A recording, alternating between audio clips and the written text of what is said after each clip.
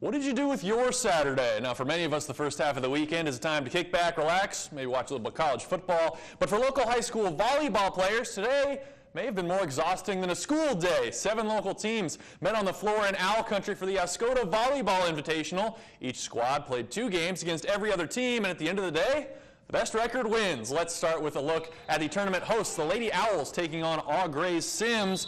Oscoda wearing pink today on its home floor. The Wolverines here, though, take an early lead in the first game with that kill to make it 2-1 Au-Gres.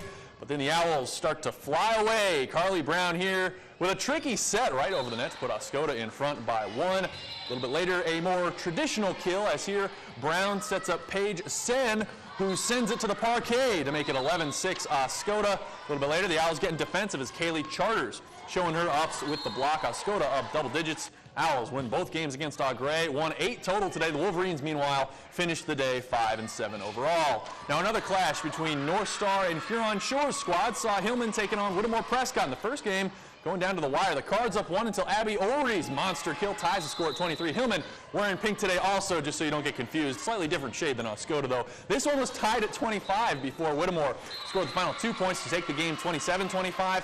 And the Cards continue that momentum a bit into the next game. They're up 3 early until Ulry picks up another big kill for Hillman. Still 4-2 Whittemore, though. And the Cards extended that lead later, but then Chelsea Painter ranges over, picks up a block. Tigers, though, still trailed by 6 after that one, and the Cards eventually close it out. Stephanie Cromwell makes a nice dig. That leads to Erica Regals finding an open spot for the point. Whittemore takes 2 games from Hillman, but both the Cards and Tigers finish just 4-8 during the Invitational. Now, the Tawas Braves looking sharp at the tournament today. I'm not quite sure what they were doing here, though, waiting for their games against Hale to start. Seems like a weird duck, duck, goose tag kind of game. Just back to volleyball. I know a little bit more about volleyball than whatever game that is. Here the Eagles trying to keep pace with the Braves as Becca Michalski finds the opening with that kill.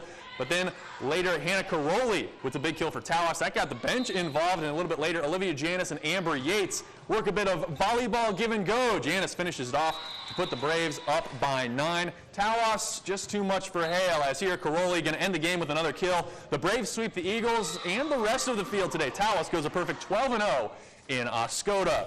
Now just one team left to see, the Alcona Tigers. Not sure how you could miss them, though, with those crazy shoes some of the Alcona girls were wearing.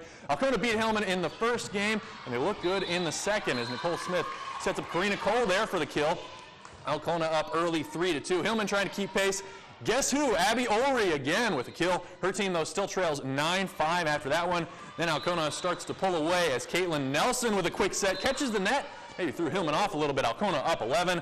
Hillman closed the gap a bit, but Smith tallies the winning point as Alcona takes 2 games from Hillman. And the Huron Shores really flexing its muscles on the court today. The conference taking the top 3 spots at the Invitational. As I hinted earlier, Tawas won the tournament, followed by Oscoda and Alcona. The Braves, Owls, and Tigers, also the only 3 teams to finish their 12-game slates with winning records.